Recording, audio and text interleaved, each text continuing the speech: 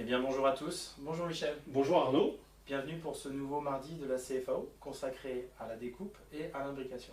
Donc à travers le module de découpe qui est Rad Profile de Radan, nous verrons tout ce qui est particulièrement la programmation des machines laser, jet d'eau, oxycoupage, plasma également.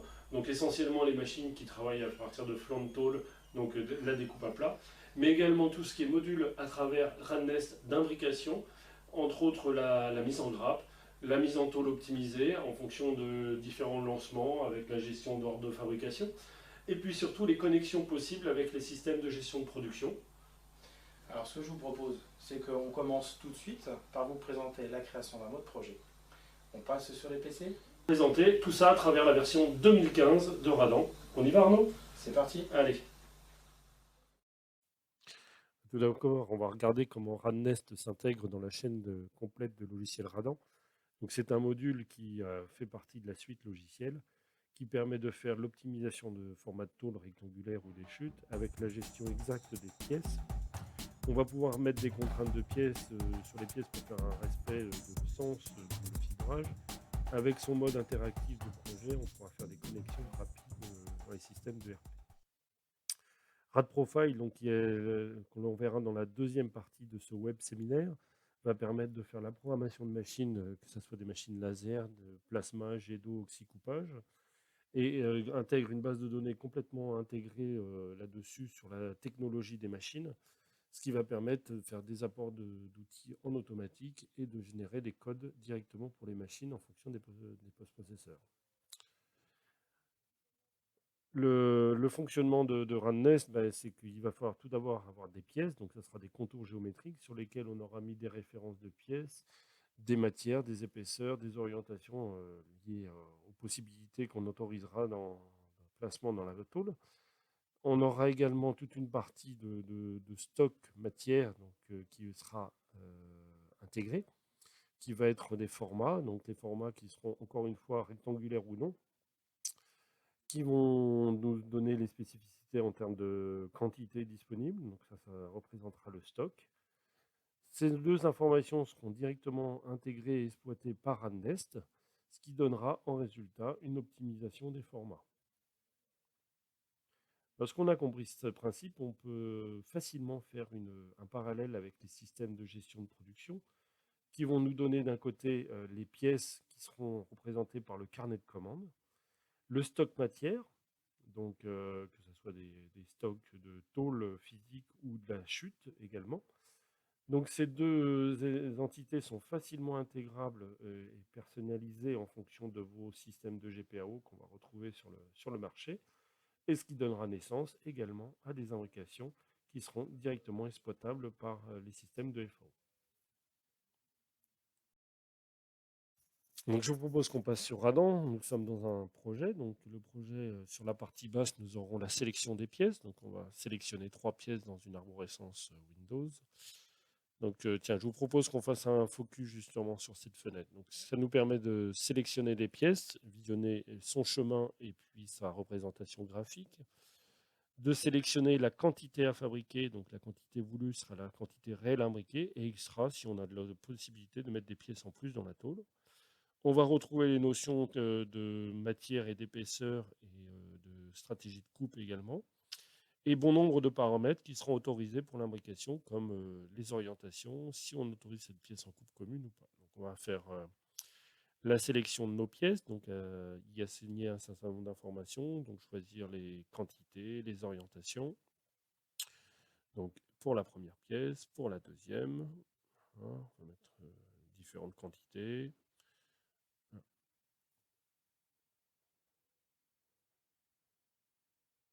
On va passer sur la partie stock, donc tôle. Donc là, de façon très simple, on fait une sélection du format, de la matière, de l'épaisseur et de ces quantités. On va avoir sur les chutes également la possibilité de représenter graphiquement les chutes pour pouvoir les identifier. Et on va lancer avec ça directement l'imbrication. Le système choisi, là, visiblement une chute pour le format le plus optimum. On va pouvoir mettre aussi des priorités, si on veut travailler en prioritairement sur les chutes ou pas. Et voilà, Donc le résultat de l'optimisation de nos 3 pièces en fonction des quantités qu'on aura sélectionnées et choisies dans la première fenêtre de sélection. Donc avant de faire des imbrications, tout particulièrement, ce qui est nécessaire, c'est de pouvoir intégrer des données venant de l'extérieur. Donc là, par exemple, on a dans l'environnement Radan importé un fichier 2D sur lequel on va retrouver un certain nombre d'imperfections, comme là, par exemple, une ouverture. On va retrouver des informations qui ne seront pas forcément des cercles, mais des entités géométriques qui représentent graphiquement un cercle, mais qu'il va falloir de nouveau rendre comme un contour cylindrique. On a un cartouche. Donc tout ça, on a un utilitaire qui dans Radon est bien pratique. Dès l'importation, on va pouvoir le mettre en œuvre, sur lequel on va pouvoir filtrer un certain nombre d'informations. Là, par exemple, on choisit par couleur les filtres que l'on va mettre activés. Et si j'active tout, en un seul clic, tout ça va nous permettre de refermer les contours, de supprimer les contours dupliqués, justement. Et donc, va nous ressortir en un clic le contour géométrique nécessaire. Donc, si on revient en arrière, vous verrez que ici, on avait la fuite. En un clic, hop, le contour est refermé. Donc, ce qui est bien pratique, cette notion peut directement s'activer à l'importation. Je vais sauver la pièce, donc je lui donne un nom. Je peux lui donner des caractéristiques matière, épaisseur. Et je peux lui donner également des caractéristiques d'orientation autorisées dans la tôle. Cette pièce se retrouvera automatiquement dans le module d'imbrication, sur lequel il ne me restera plus qu'à y mettre un certain nombre d'informations comme les quantités à produire.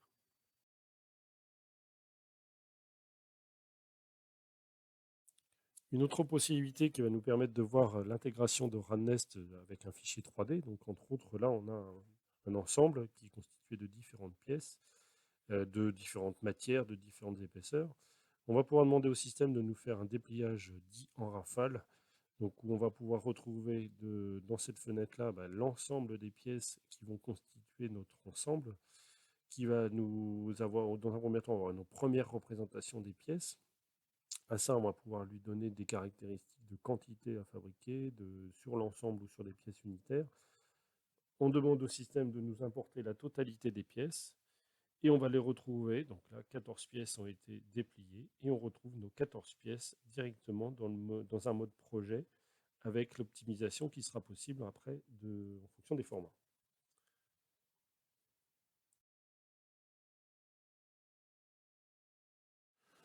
Donc, autre possibilité, c'est d'importer des fichiers extérieurs en masse, par exemple des DXF qu'on va avoir dans un ou plusieurs répertoires. Le système, avec son système de filtre qu'on a pu voir au préalable, nous permet d'importer ces pièces. On a une prévisu des pièces avec leur contour géométrique. On va y associer des matières, des épaisseurs, des quantités, si on le souhaite, à chaque pièce. Donc là, on va demander au système de nous importer la totalité des pièces. Donc, chose qui est en train de terminer, voilà, 14 pièces. Sur la partie basse, comme toujours, nos pièces sont représentées. Ça me permet de vous montrer différents filtres de visualisation, et entre autres un sous forme de tableau, comme ça, où on va pouvoir retrouver bon nombre d'informations, comme le client, ou par exemple, si on veut gérer des numéros d'OF, on va le retrouver sur cette partie-là. Donc l'intégration avec le Radan 2D de RADNest va nous permettre de dessiner aussi des pièces. Donc par exemple une pièce d'une forme rectangulaire, donc avec des dimensions de 500, 350, des grugeages de 50 par exemple. Voilà, donc on applique ces modifications, on met on va faire un pourtour extérieur un petit peu plus complexe avec des grugeages dits en U. Donc avec les dimensions qu'on va pouvoir sélectionner directement ici, avec un écart fixe par rapport au bord. Voilà, donc ça, du coup, en un seul clic, ça va nous permettre d'avoir tout de suite le contour qui, on s'assure, est fermé et permettra d'être imbriqué. On va rajouter un diamètre positionné à une valeur fixe par rapport au coin de notre pièce en bas à gauche, par exemple. Voilà. Ok, donc on y fixe l'origine, on y saisit les dimensions, voilà, chose qui est faite. On va faire une symétrie de coin pour avoir cette ouverture aux quatre coins de notre pièce. Voilà. On va mettre une forme houblon donc on y saisit toujours pareil, par ces boîtes de dialogue qui sont très faciles à comprendre et à faire la saisie de nos éléments. Donc, suivant comme il est coté, on va tourner notre oblong à 90 degrés, par exemple, et on va dire qu'on veut le positionner au centre de de nos trous, par exemple, pour faire tout simplement une ligne. On va utiliser la fonction ligne, répétition en ligne. Donc, on va lui dire au début et à la fin. Tac, voilà, chose qui est faite. Il ne reste plus qu'à enregistrer notre pièce avec un nom, une matière. Donc une autre possibilité pour intégrer des pièces dans Radness, c'est par exemple si on a un plan assez fouillé avec un certain nombre de pièces, on va pouvoir lui dire par clic que l'on veut extraire un certain nombre d'entités géométriques, donc par exemple les segments et les cercles et arcs. On va lui dire qu'on veut prendre par région. Donc qu'est-ce qu'une région? Ça va être un contour extérieur et plusieurs contours intérieurs. Donc, par exemple, cette zone-là, c'est une région. Le système extrait automatiquement la pièce. On lui donne un nom, une matière, une épaisseur, et on enregistre ça. Et du coup, cette information est directement exploitable maintenant par Radnest. On va prendre une autre pièce, par exemple celle-ci, et pareil, la même chose, un nom, une matière, une épaisseur. Voilà. Nos pièces sont importées dans le projet.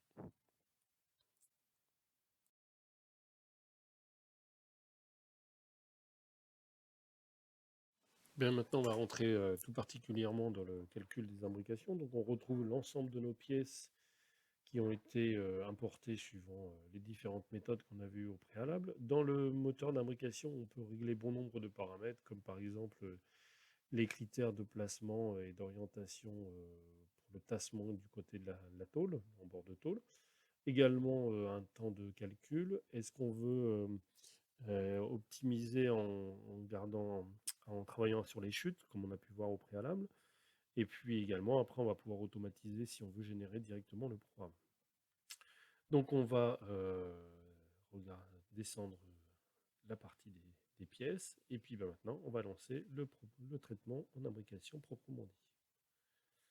Donc là, il va nous, en fonction des matières, des épaisseurs qu'il aura été sélectionnées dans son stock, en fonction des pièces qui seront sélectionnées. Donc il nous demande si on veut valider la première tôle, on va valider.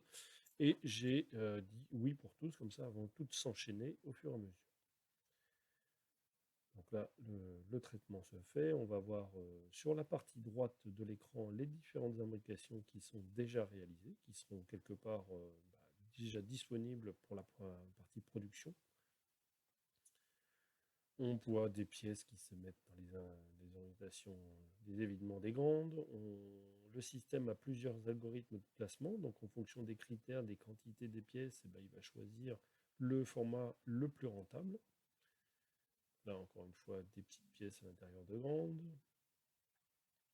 Nous en sommes déjà à la 4e, 5e imbrication. Donc bien sûr, ces imbrications seront toujours spécifiques au moyen qui va être utilisé pour pouvoir faire de la découpe. On n'aura pas les mêmes résultats sur de l'imbrication de poinçonnage que de l'imbrication de découpe type laser. Sur l'imbrication de poinçonnage, on va revenir assez rapidement sur les imbrications pour les voir défiler une à une. Donc on voit qu'en fonction des codes couleurs qui avaient été assignés sur les pièces, dans la partie basse, on retrouve effectivement cette notion de couleur. Alors, cette notion de couleur, elle peut être associée à chaque référence est une couleur, ou autrement, si on veut regrouper par OF, chaque OF pourra avoir aussi une couleur, ou chaque matière épaisseur, ou chaque pièce assignée à un client. Donc on retrouve des caractéristiques pour les tôles avec les pièces, les références de pièces imbriquées, bien sûr les formats, les épaisseurs qui seront de formation. On va prendre cette dernière tôle qui est intéressante puisqu'on va pouvoir générer une recoupe. Dire par exemple au système, on veut mettre une recoupe pour pouvoir gérer une chute. Donc là, le système va nous avoir placé le trait de coupe. La partie droite et la partie gauche pourront être des chutes si on le souhaite. Donc là, on va aller lui dire au système effectivement de mettre à jour ces informations, chose qui est faite. Et on va aller dans l'onglet, donc la recoupe. On va aller dans l'onglet, on voit que dans l'onglet chute, maintenant, on a deux chutes qui sont générées. La première, on considère qu'on ne veut pas l'exploiter comme chute, et bien il ne restera plus que la forme rectangulaire qui est la partie droite. Mais Arnaud, je crois que tu nous as proposé une petite surprise pour ce web séminaire. Exactement, je vous propose qu'on aille rencontrer des personnes de la société SCS26 qui ont mis en place récemment la technologie Radan découpe pour un nouveau laser fibre. Ah, impeccable. Et où se trouve cette société? Elle se trouve à Vaux-en-Velin, sur la zone industrielle. Ce sont des gens qui sont spécialisés dans la sous-traitance tôlerie, déjà équipés depuis plusieurs années de Radan 3D et de Radan pour le poinçonnage, et récemment donc la partie découpe. Eh ben, on y va.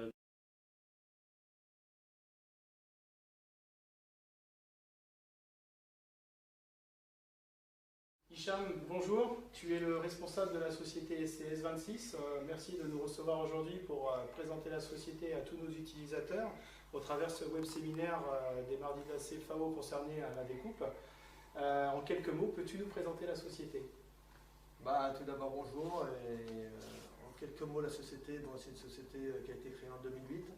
D'accord. Donc on est spécialisé dans la tôlerie fine. Ok. Donc jusqu'à 3 mm et un peu plus, mais bon, on s'arrête plutôt, le point fort c'est jusqu'à 3 mm. On fait du 4, du 5, mais bon, après on est limité. Donc avec tout ce qui va être poinçonnage, pliage, maintenant on vient d'acquérir donc une dernière machine laser fibre, d'accord, donc qui nous a boosté un petit peu en avant. d'accord. Alors justement, qu'est-ce qu'elle vous a apporté cette machine en termes de nouveautés technologiques pour vos clients et pour la société? Pour la société, tout d'abord, ça nous a boosté parce qu'on avait un parc qui était vieillissant et on faisait que du poinçonnage. Et donc là, ce que nous apporte, c'est d'abord un gain au niveau déjà de tout ce qui est programmation, parce que c'est tout fait en automatique, on n'a plus d'outils à mettre comme pour le poinçonnage. D'accord. Et puis, secondo, la qualité des pièces. D'accord, une qualité beaucoup plus importante, voilà, avec plus de réactivité. Plus de réactivité aussi, que ce soit pour faire une pièce, 2 pièces ou 5000 pièces. D'accord. Alors Hicham, Radan est installé chez CS26 depuis plusieurs années pour du poinçonnage, du dessin, y compris de la programmation, enfin du dépliage et du 3D, de la conception. Réellement, pourquoi avoir fait le choix de Radan pour programmer ce nouveau laser fibre? Pourquoi ce choix-là? Parce que d'abord, Radan, depuis le début, on a choisi Radan depuis le début, donc déjà pour la programmation des poinçonneuses. On a 3 poinçonneuses donc, avec des auto-index et tout ça, et c'était un bon outil de travail que j'apprécie beaucoup. J'ai essayé d'autres différents outils de programmation et j'ai trouvé ça un peu plus lourd que Radan. Donc au niveau 2D, 3D pour la tôlerie, je trouve que c'est le top.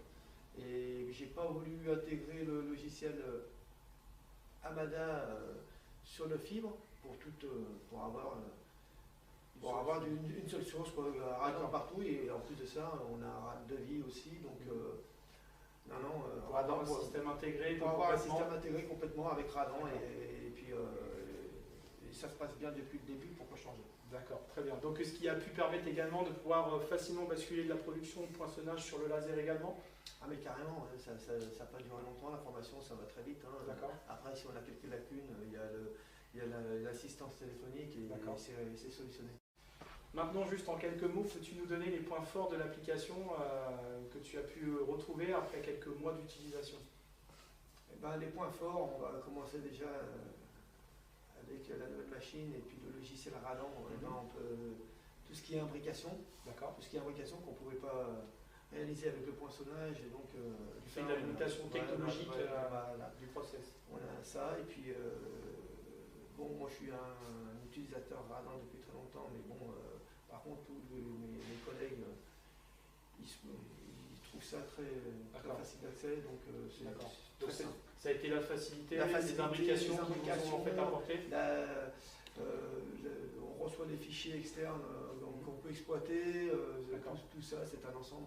Donc on peut dire que la mise en route de la machine a été facilitée. Ah mais c'était très facile. Alors, la mise en route de la machine, on pensait qu'on allait avoir des problèmes au début, parce qu'on ne connaissait pas le logiciel au niveau découpe laser, mais on s'est aperçu que c'est encore 3 fois plus simple que sur le poinçonnage. Donc puis après c'est toute la méthodologie, mais bon, tout à fait, ça se passe très bien. Bon, et c'est parfait. Merci beaucoup, Hicham, de nous avoir reçus, de nous avoir fait partager cette expérience. Voilà. Au plaisir. Merci beaucoup. Merci, au revoir.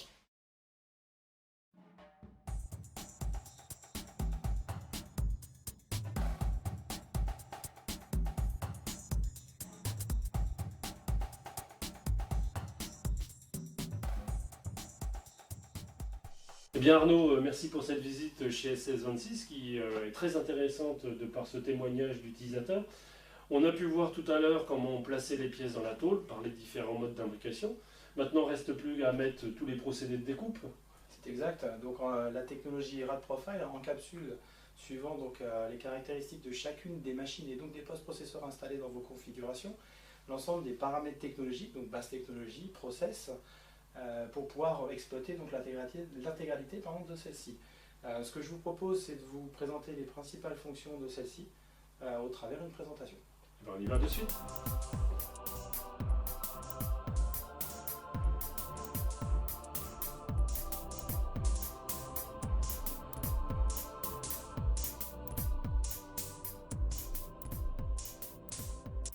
Alors nous allons parler des stratégies. Alors les stratégies sont la possibilité dans une configuration machine de pouvoir travailler avec différentes méthodes. Donc ça peut être des gaz de coupe, ça peut être des lentilles ou des têtes en fonction des technologies. Alors on trouve les stratégies dans la fonction outillage automatique. Alors là nous allons travailler sur une pièce unitaire pour expliquer un petit peu les principes. Ici, je me suis calé sur une machine de découpe fibre Trumpf. Je vais pouvoir donner donc une matière. Donc ici, je vais choisir de l'acier. Je vais pouvoir lui donner donc une épaisseur. Et là, j'ai accès à la stratégie en fonction de la machine, de la matière et de l'épaisseur. Soit je peux couper à l'air comprimé, soit je peux couper à l'azote. Ici, ma machine est simplement équipée d'une tête de découpe de 250. Donc c'est la seule tête de découpe que je pourrais choisir, mais j'aurais pu avoir différentes possibilités. Là, je vais par exemple choisir donc de l'azote en coupe standard, et non pas fly cut. Et là, donc à chaque fois, la technologie donc, de ma machine va s'ajouter, c'est-à-dire les longueurs d'amorce, les vitesses de coupe et l'ensemble des paramètres technologiques pour pouvoir travailler et pour pouvoir usiner une pièce. Je peux changer ces paramètres. Ici, par exemple, je passe sur de l'acier, donc là on voit que la coupe à l'oxygène est apparue. Je peux couper toujours en coupe blanche et également en fly cut, ou alors simplement en acier avec de l'oxygène et la tête de 250. Et à chaque fois, les paramètres vont être associés en correspondance. Alors je vais vous présenter la fonction Smart. Alors, dans l'usinage automatique, dans l'onglet Avancé, vous avez la possibilité d'activer la fonction Smart. Donc la fonction Smart, c'est un mode de placement intelligent des amorces qui permet au système de calculer lui tout seul le fait de ne jamais repasser sur un contour usiné et également de pouvoir orienter l'amorce de manière à anticiper la découpe suivante. Donc ici, vous voyez par exemple qu'il n'y a pas d'amorces qui sont forcément dans le même sens. Donc le système à tout seul définit l'ordre de découpe et orienter l'amorce. On peut le visualiser avec la fonction ici, voir l'ordre. On voit qu'il part du 1, ici, 2, 3, 4. Donc c'est lui tout seul qui a déterminé l'ordre. Ça nous permet également de travailler avec des modes rapides de la machine, des modes optimisés, éviter les relevés de tête intempestives. Et en même temps, si je demande à mon système, voilà, ici vous voyez par exemple l'ordre de découpe, ici, vous voyez, il a orienté tout seul l'amorce de manière à anticiper les prochaines découpes ou les découpes suivantes.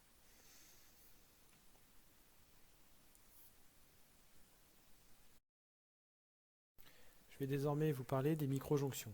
Alors, sous Radan, dans l'usinage automatique, il est possible de paramétrer les microjonctions. Alors pour ça, vous avez un onglet qui est ici disponible. Alors bien entendu, les microjonctions se paramètrent en fonction de la machine, de la matière, de l'épaisseur, mais également de la stratégie. Vous allez pouvoir en faire dans les coins, vous allez pouvoir en faire également sur les lignes, et vous allez pouvoir en faire sur les découpes directement sur l'amorçage. Alors, tout ce qui va être intérieur ou autre. Si j'active la fonction de microjonction, ici, sur les coins, je vais pouvoir donner ici automatiquement donc l'activer en donnant une taille, en donnant donc une quantité entre 2 et 6, et c'est le système tout seul qui va définir et placer les microjonctions. Donc là, tout seul, il a été capable de me le placer automatiquement dans les coins, donc les extrêmes de la pièce. Je vais pouvoir également activer donc les micro-jonctions sur les lignes.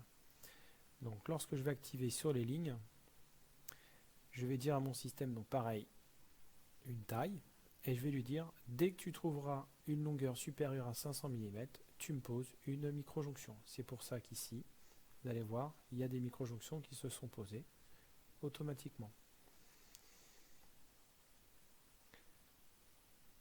Enfin, une autre possibilité, c'est de dire, de poser une micro-jonction sur toutes les amorces. Alors ça peut être uniquement par exemple sur les intérieurs en tenant compte de dimensions, donc tout ce qui est supérieur à 20 par exemple, et avec un maximum.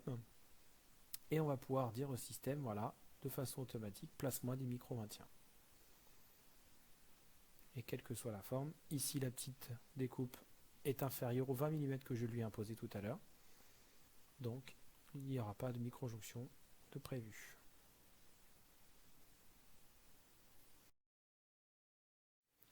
Alors lorsque vous rencontrez des problèmes d'amorçage, il existe une fonction de Radan qui permet de contourner la problématique. Alors toujours donc sur une stratégie. Ici par exemple je suis sur de l'acier de 1 et j'ai une petite découpe, un diamètre de 5. Volontairement, je vais changer l'épaisseur de ma pièce pour générer une erreur. Donc là je vais passer avec de l'acier 10 mm.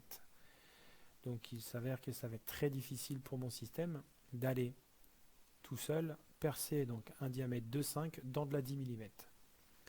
Lorsque c'est le cas, le système vous affiche une erreur, donc un message d'erreur, et tout seul il a contourné ou anticipé le problème. Le journal ici est apparu et on va aller dans la découpe et là nous avons demandé au système de percer au centre et de marquer le contour. Donc ce qui vous permettra par la suite de pouvoir reprendre plus facilement la découpe qui n'a pas pu être réalisée au laser. Donc là vous voyez bien le perçage au centre avec le repère et ensuite le système a fait une gravure pour pouvoir en fait anticiper le placement par la suite. Bien entendu c'est des choses que vous allez pouvoir paramétrer. Également le diamètre de perçage, c'est des choses qui pourront être enregistrées directement sur votre. Alors le cœur du paramétrage de la technologie de découpe passe par les règles et styles. Donc, lorsque vous lancez la fenêtre d'usinage automatique, vous avez ici l'onglet règles et styles. Donc, encore une fois, pour une machine, une matière, une épaisseur et une stratégie, vous allez pouvoir détailler les règles et styles. Alors, nous n'allons pas rentrer forcément dans le détail pour le moment, mais l'idée c'est de simplement de pouvoir vous expliquer rapidement comment c'est structuré. Donc on va pouvoir donner des tailles de contour, donc en fonction des tailles de contour, nous allons pouvoir appliquer des conditions de perçage et d'amorçage pour pouvoir par exemple gérer des vitesses plus rapides, plus lentes, pouvoir gérer des perçages normaux, des perçages pulsés et un certain nombre de paramètres qui permettront de pouvoir avoir une grande précision sur l'exploitation des technologies. Alors bien entendu, ces paramètres-là sont à la base issus des données des constructeurs et sont donc paramétrés dans ce sens. Par contre, il est tout à fait possible de pouvoir vous-même ajuster votre savoir au travers cette fenêtre et de dupliquer à souhait l'ensemble de votre technologie. Encore une fois, Radan est un système qui travaille par apprentissage et vous pourrez lui donner vos exigences de travail en fonction de la matière, de l'épaisseur et des stratégies. Alors une fonction très intéressante, c'est la fonction cuvette. Alors pour tous ceux qui doivent absolument respecter des cotes lors des perçages ici, et ne jamais avoir de picot, comme on pourrait l'appeler, lorsqu'on fait de la découpe, il existe aujourd'hui une fonctionnalité dans Radan que l'on a nommée cuvette. Ça permet, au travers donc ici l'ajout d'une information sur le mode dessin, de pouvoir activer une fonction qui est la fonction cuvette. Donc sur toutes les formes qui seront sélectionnées, donc en même temps quelle que soit la forme, le système ajoutera en fonction de mon paramétrage, donc au travers des règles et styles qu'on vient de voir précédemment. Ici, je vais donner par exemple une largeur et une profondeur de 0,5, d'ajouter, regardez, une cuvette. Ça permettra d'aller plus loin dans la pièce et de venir faire un contour complet. L'objectif est de ne pas avoir ce fameux picot qui pourrait ressortir et vous facilitera grandement la pose d'insert. Par exemple,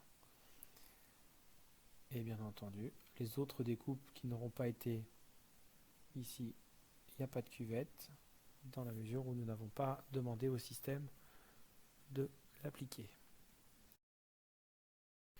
Alors une fonction plus utile dans certains cas, c'est la destruction des débouchures, qui permet d'éviter de placer des microjonctions ou de laisser libre une ouverture, par exemple sur une pièce qui pourrait basculer et bloquer derrière le système. Alors là, je lance un usinage classique, donc on voit qu'éventuellement j'ai pu poser des microjonctions sur ma pièce. Dans mon onglet destruction, j'active le paramètre et je valide. Là, je vois que toutes les découpes qui rentrent entre certaines dimensions ont été automatiquement détruites avec tous les paramètres qui sont demandés. Donc là, ce que je vais faire, je vais aller modifier les paramètres dans ma configuration pour vous montrer que nous avons la possibilité de les ajuster. Donc là, je vais donner donc le paramètre minimum, je vais tout mettre à 50, c'est-à-dire que les contours à partir de 50 mm seront pris en compte et une destruction tous les 50 mm. Donc là, je vois qu'il n'y a plus que l'ouverture ici qui est prise et qui sera détruite. L'objectif, c'est de faire plusieurs morceaux pour qu'elle tombe entre les griffes à kir par exemple, de manière à ce que le système d'évacuation automatique, avec des griffes par exemple, puisse récupérer l'ensemble de la tôle découpée sans qu'il n'y ait de problème. Une fonction que beaucoup utilisent est la fonction surcoupe. La fonction surcoupe, c'est la possibilité de venir non pas arrêter le faisceau ou la coupe sur le point de départ, mais de pouvoir la prolonger un petit peu sur le contour. Par exemple, ici, je lance un usinage, donc le système fera l'amorce, il fera sa découpe et le point de fin sera égal au point de départ. Et dans ce cas-là, on peut rencontrer ce phénomène de surcoupe. Paramétré dans les règles et styles, en fonction de chaque contour, il est possible d'ajouter cette fameuse surcoupe. Et ici, le système nous montre qu'une fois qu'il aura fait la découpe, il ira un petit peu plus loin de manière à pouvoir finir proprement sa découpe sur le contour. Donc ça permettra éventuellement de limiter ce phénomène de picot, pour tous ceux qui connaissent cette problématique, mais également de pouvoir effectivement, sur certaines machines comme des plasmas, de pouvoir faire un évanouissement plus propre sur la coupe. La gestion de la chauffe est une fonction associée au Smart qui permet de pouvoir optimiser un parcours de découpe tout en tenant compte des éventuels échauffements de la matière. Donc dans l'onglet avancé, vous avez la possibilité d'activer ou pas donc l'option échauffement. Donc ici, sans l'activer, on va pouvoir jeter un coup d'œil rapide sur le parcours de découpe qui a été généré par la fonction Smart. Donc on voit ici là un parcours qui est relativement linéaire et proche, on va dire. Lorsque je vais activer donc la fonction échauffement, je vais pouvoir, en fonction de chaque technologie de coupe, aller rentrer donc une zone affectée thermiquement, donc on appelle une ZAT, et on va rentrer donc aussi le temps de refroidissement. Donc là par exemple sur ma vitesse de coupe qui est associée, donc ma grande vitesse, je lui dis que c'est une zone affectée thermiquement de 10 mm avec un temps de refroidissement de 2 secondes. Donc ça c'est le temps dans lequel je lui interdis de revenir couper ou ne serait-ce que percer. Là, si je demande à mon système de m'afficher l'ordre de découpe, on voit ici qu'il a changé l'ordre de découpe de manière à ne pas revenir dans une zone qui a été affectée thermiquement. L'objectif est de laisser le temps à la matière de refroidir de manière à pouvoir garder une certaine qualité de découpe et éviter toute déformation des découpes et des perçages qui seront réalisés. Il existe une méthode dans Radan pour limiter le nombre d'amorces sur les pièces. Cette méthode s'appelle les ponts. Je lance un usinage classique. Donc, chaque pièce aura une amorce sur son contour. Donc ici, elles sont toutes placées sur le contour de chacune des pièces, comme on peut le voir. Ensuite, j'active la fonction pont. Donc les ponts, je vais pouvoir donner donc une valeur, donc celle qui m'intéresse, et je vais simplement sélectionner deux contours de pièces. C'est-à-dire qu'ici, le système, il a automatiquement relié les pièces entre elles et surtout, il a supprimé l'amorce d'une des deux pièces. L'objectif est de pouvoir créer donc une continuité de manière à ce que les contours des pièces soient faits d'un seul tenant. Une particularité, c'est qu'on peut également faire des ponts négatifs. Dans ces cas-là, le système repassera de part et d'autre et ne gardera pas d'attache entre les deux pièces.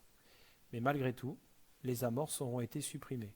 Donc là, pour faire l'ensemble des 4 pièces, en ayant ajouté les 3 ponts, j'ai besoin que d'une seule amorce sur le contour extérieur. Alors je vais vous expliquer le fonctionnement de la coupe commune dans Radan. Alors, je vais ici, depuis une tôle de 800 par 700 que j'ai ajoutée, je vais placer manuellement donc, plusieurs pièces. Alors,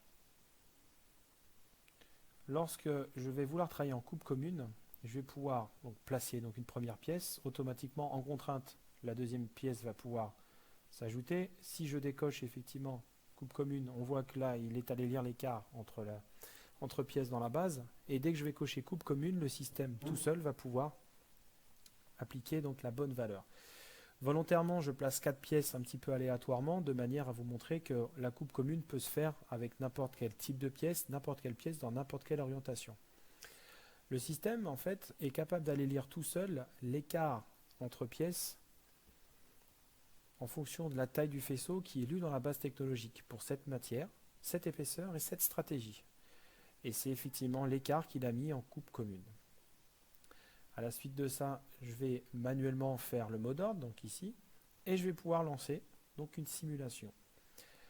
Donc, vous allez pouvoir voir ici tous les intérieurs de pièces qui vont se découper. Et ensuite, le système commence l'extérieur. Alors, la particularité, ce que vous avez commencé à voir, c'est qu'à chaque fois, donc il a fait une amorce pour le contour extérieur, et ensuite, il va entamer progressivement les pièces avant de les terminer. C'est-à-dire que là, il a commencé les pièces suivantes pour revenir sur la précédente et terminer. Ça permet de libérer progressivement les contraintes sur la matière. Et donc par ce fait de sortir des pièces qui sont aux cotes et qui sont justes. Bien entendu, il est possible de lancer tout ça de façon automatique en ajoutant directement dans les projets et les plannings d'imbrication l'option de coupe commune en donnant les caractéristiques que vous souhaitez.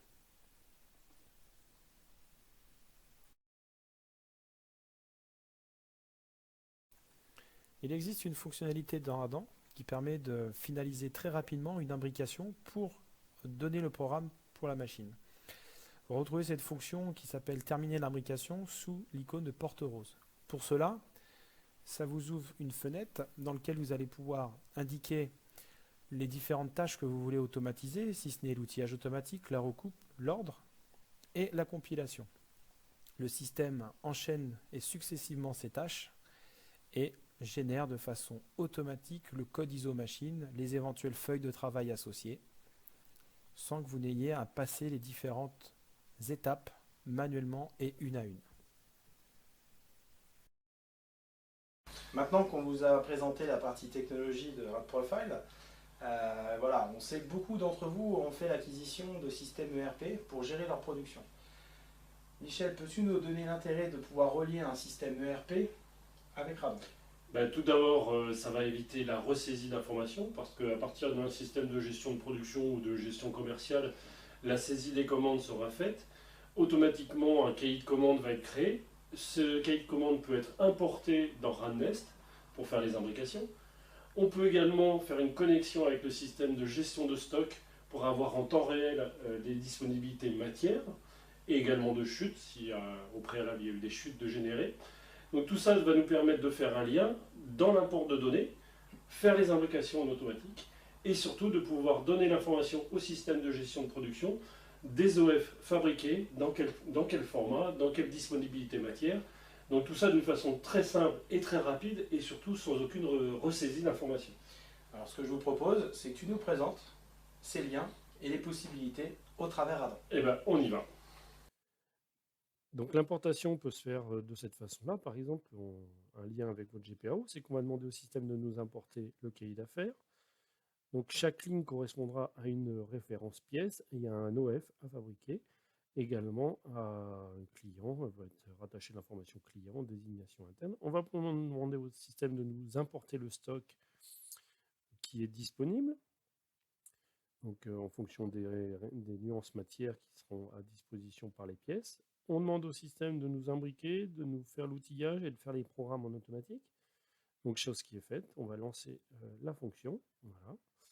Donc juste une petite chose sur les pièces. Donc chaque pièce sera associée à un numéro d'OF qui sera encore une fois imposé par le système de gestion de production, ce qui est nécessaire pour pouvoir après faire des regroupements par OF et déterminer également des surfaces nécessaires rattachées aux pièces en fonction de pourcentage qu'on aura alloué sur les formats. De la même façon, le système va nous calculer le temps nécessaire à la fabrication des pièces et des tôles. Donc on va pouvoir faire une répartition de 10 OF par temps de fabrication. Donc ça, c'est un élément qui est important parce que bien souvent, ça peut être une chose assez fastidieuse dans les systèmes de gestion de production. Là, tout ça, c'est réalisé en automatique. Voilà, le troisième programme s'achève. Le système nous dit qu'il a tout imbriqué avec succès et qu'il a consommé un certain nombre de tôles pour cette imbrication. Et puis maintenant, on va tout simplement dire au système qu'on va renvoyer les informations côté GPO. Donc le lien, c'est un import et c'est surtout un export de données qui se termine. Donc une chose importante, c'est la gestion des OF en lien direct avec votre système de gestion de production.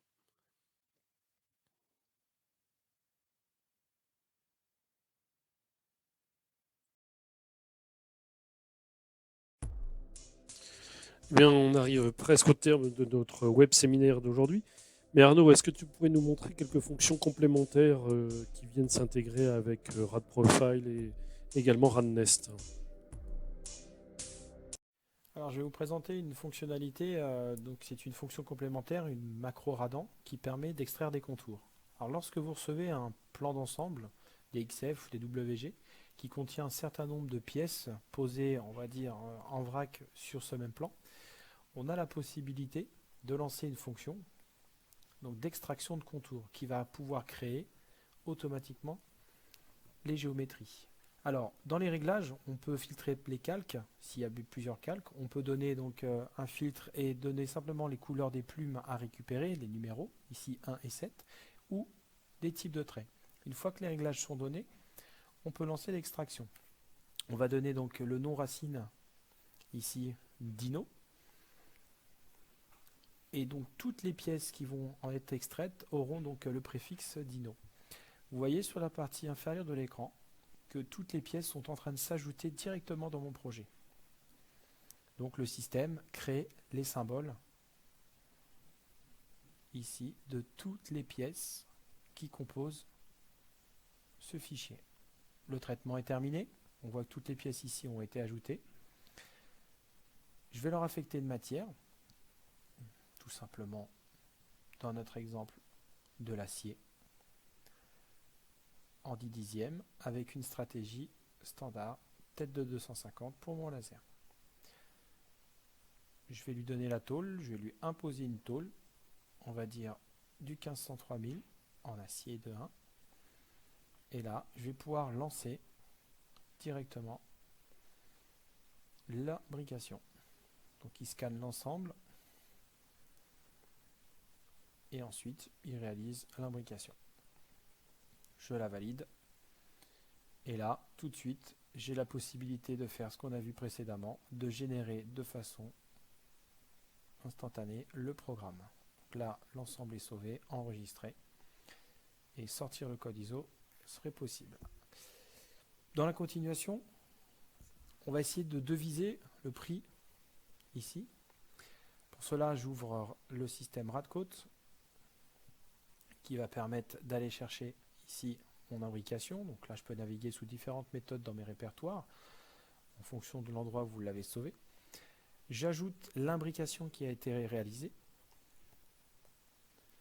Et là, le système a décomposé tout seul l'ensemble des pièces contenues dans cette imbrication.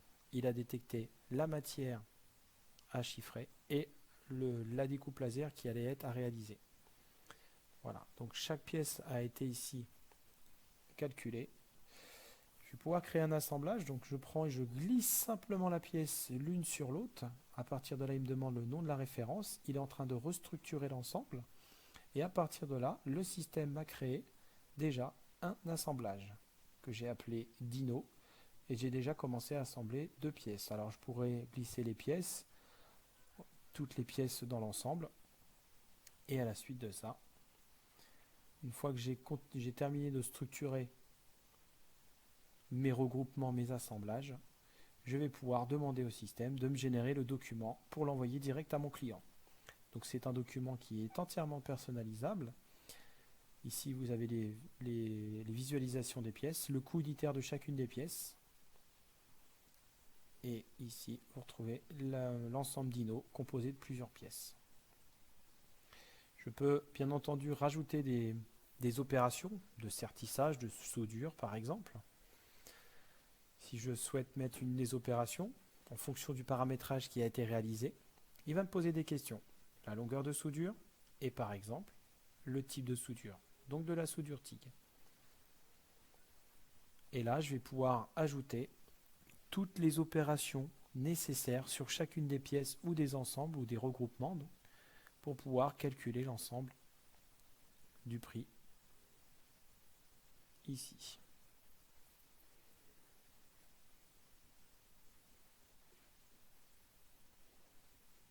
Dès que j'aurai saisi l'ensemble des paramètres et répondu aux questions nécessaires pour le système, je vais pouvoir lui demander d'actualiser le devis de manière à pouvoir ici constater que les pièces qui étaient impactées ont été remises à jour. Je peux l'envoyer directement par email, imprimer ou un PDF et l'envoyer à mon client.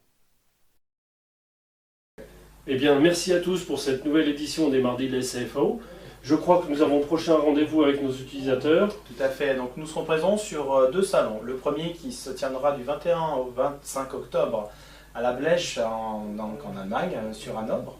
Et le second, c'est le MIDEST, Salon de la sous-traitance industrielle, qui se tiendra donc à Paris, Villepinte, du 4 au 7 novembre, où nous pourrons effectivement vous rencontrer.